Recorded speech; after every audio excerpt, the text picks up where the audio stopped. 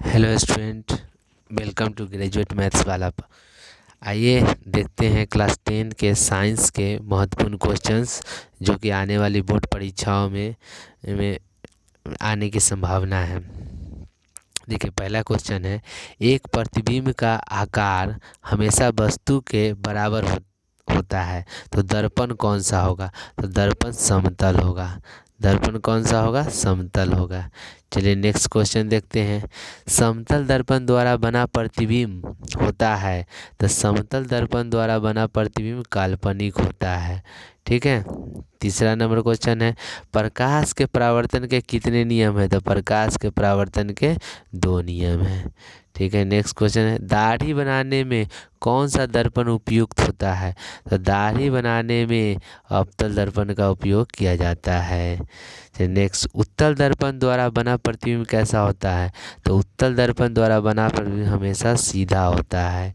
ठीक है। अवतल दर्पण की फोकस दूरी उसकी वक्रता त्रिज्या की होती है, आधी होती है।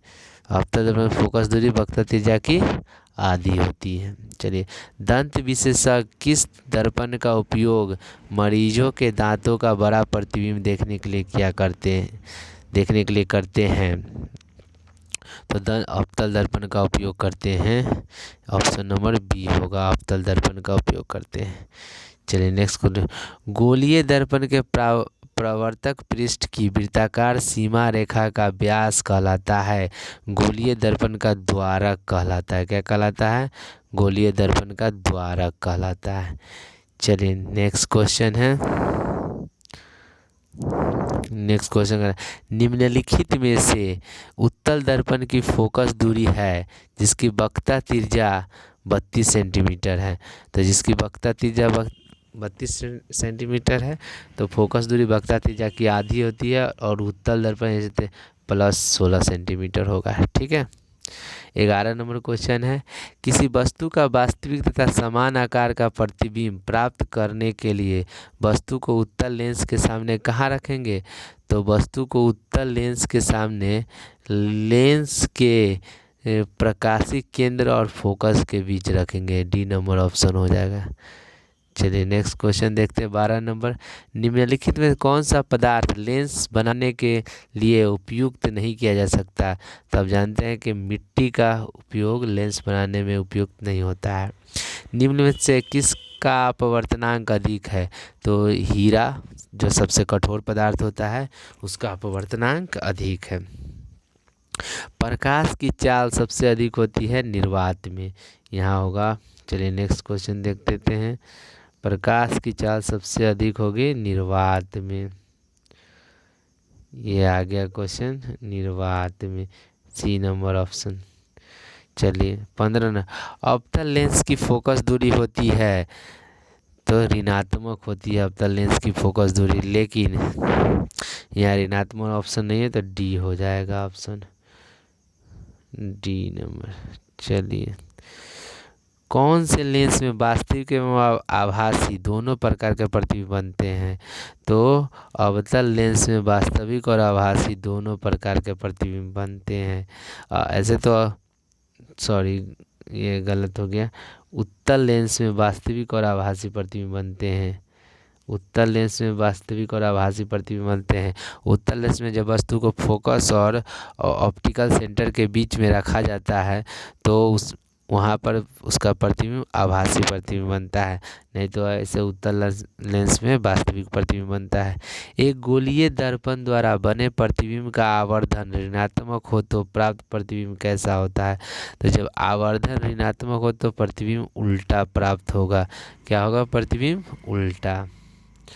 चलिए नेक्स्ट है, किसी माध्यम के अपवर्तनांक का मान sin i बटा sin r होगा। इसी को स्नेल का नियम कहते हैं। चलिए, कौन सा लेंस अपसारी लेंस भी कहा जाता है? तो अवतल लेंस को अपसारी लेंस, उत्तल लेंस को अभिसारी लेंस। चलिए नेक्स्ट क्वेश्चन, यदि किसी वस्तु के प्रतिबिंब का आवर्धन ऋणात्मक हो तो उस प्रतिबिंब की प्रकृति क्या होगी?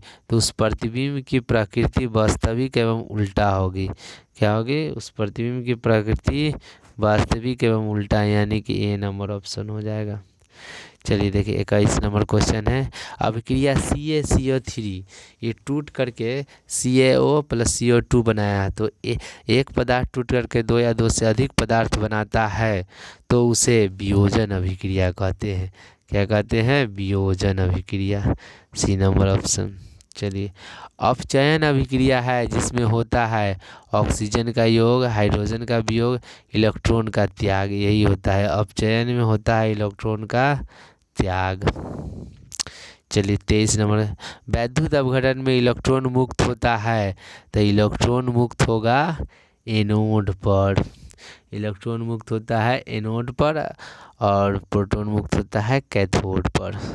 शरीर में भोजन का पाचन किस प्रकार की अभिक्रिया है? तो शरीर में भोजन का पाचन उपचयन अभिक्रिया है। कौन सी अभिक्रिया? उपचयन। श्वसन किस प्रकार की रासायनिक अभिक्रिया है? तो श्वसन जो है आपका ये ऊष्माक्षेपी रासायनिक अभिक्रिया है। ये पढ़ चुके होंगे आप। साग सब्जी का विघटित होकर कंपोस्ट बनाना किस अभिक्रिया का उदाहरण है? साग सब्जी का विघटित होकर कंपोस्ट बनाना ऊष्माक्षेपी का उदाहरण है। ऊष्माक्षेपी का उदाहरण। वह पदार्थ जो अभिक्रिया के वेग को परिवर्तित कर देता है क्या कहलाता है? उत्प्रेरक कहलाता है। क्या कहलाता है? उत्प्रेरक। लिटमस विलयन बैंगनी रंजक होता है जो निम्नलिखित में से किससे निकाला जाता है? तो लिटमस डंगर को लाइकेन से निकाला जाता है। ऑप्शन नंबर ए हो जाएगा लाइकेन। चलिए निम्नलिखित में कौन सा प्रबल अम्ल है? तो प्रबल अम्ल में दो हो गए, H2SO4 और HCl, ये दोनों प्रबल अम्ल है। अम्लीय विलयन का pH मान 7 से कम होता है, ये भी जानते हैं। खड़िया का रासायनिक सूत्र क्या होगा? तो खड़िया का रासायनिक सूत्र होता है CaCO3। CaCO3 खड़िया का रासायनिक सूत्र होता है CaCO3। एक्वारेजिया मिश्रण में HCl और HNO3 का अनुपात हो जाएगा आपका बी, यानी कि बी नंबर ऑप्शन होगा 1:3। एक बार सोडियम बाइकार्बोनेट का अनुसूत्र NaHCO3 यानी ए नंबर ऑप्शन NaHCO3। निम्नलिखित में से कौन सा लवण है? तो अब जानते हैं OH अम्ल है, ई भस्म है, ई भस्म है, लेकिन लवण पूछ रहा है तो लवण K2SO4 होगा। ठीक है। पेरिस प्लास्टर यानी प्लास्टर ऑफ पेरिस का रासायनिक सूत्र पूछ रहा है CaSO4 का होल ट्वाइस इंटू H2O है। चींटी के डंक में कौन सा अम्ल पाया? एसिटिक अम्ल पाया जाता है। लाल चींटी में फॉर्मिक अम्ल पाया जाता है। वायुमंडल में O2 की मात्रा क्या है? तो जी O2 की मात्रा 21% है। वायुमंडल में O2 की मात्रा 21% होगा। चलिए प्रकाश संश्लेषण प्रक्रिया में ऑक्सीजन बाहर निकलता है जल से। ऑक्सीजन किससे बाहर निकलता है? जल से। और जब जल पर ऑक्सीजन पड़ता है पत्ता के अंदर तो हाइड्रोजन और ऑक्सीजन टूटकर अलग हो जाता है और वहाँ से ऑक्सीजन बाहर निकल जाता है। चलिए अगला क्वेश्चन है प्रकाश संश्लेषी अंगक है, तो प्रकाश संश्लेषी अंगक क्लोरोफिल होगा। इसमें क्या होगा? क्लोरोफिल। नेक्स्ट क्वेश्चन प्रोटीन के पाचन में सहायक है, तो प्रोटीन के पाचन में पेप्सिन सहायक है। आहार नाल का सबसे लंबा भाग छोटी आंत होता है। आहार नाल सबसे लंबा भाग छोटी आंत है। चलिए मैग्नीशियम पाया जाता है किसमें? यहाँ देखिएगा ध्यान से, मैं ऑप्शन देख रहे हैं। मैग्नीशियम पाया जाता है क्लोरोफिल में। चलिए कूटपात किसमें पाया जाता है? अमीबा में। कूटपात किसमें पाया जाता है? अमीबा में।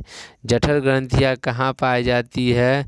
तो जठर ग्रंथियाँ आँख में नहीं पाया जाता है, अग्नाशय में भी नहीं पाया जाता है, अमाशय में पाई जाती है। ये अमाशय में जठर ग्रंथियाँ।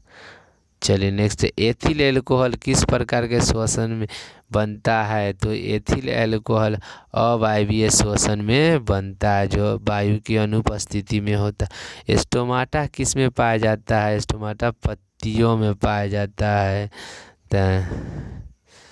इसका आंसर डी होना चाहिए। ऐसे तो स्टोमाटा पत्ती में पाया जाता है, ठीक है। किण्वन क्रिया किस जीव में होता है? तो किण्वन ईस्ट में होता है। किण्वन किस में होता है? ईस्ट में। चलिए, मत्स्य का मुख्य श्वसन अंग गिल्स होता है। मत्स्य मुख्य श्वसन अंग गिल्स होता है। तो श्वसन की प्रक्रिया में भोज्य पदार्थों का क्या होता है? तो भोज्य पदार्थ का विघटन होता है। श्वसन की प्रक्रिया में अमीबा का मुख्य पाचन अंग क्या है? तो भोजन रसधानी है। अमीबा का मुख्य पाचन अंग भोजन रसधानी है। चलिए, इसका पीडीएफ हमारे टेलीग्राम चैनल ग्रेजुएट मैथ्समाला पर मिल जाएगा, वहाँ से आप डाउनलोड कर सकते हैं और टेस्ट देकर फिर से बताएं कि आपका कमेंट में कि कितना नंबर आया है। यह बहुत ही इंपॉर्टेंट क्वेश्चन है और इससे अगर अगला सेट फिर लेके आऊँगा इससे भी महत्वपूर्ण क्वेश्चन। तब तक के लिए धन्यवाद।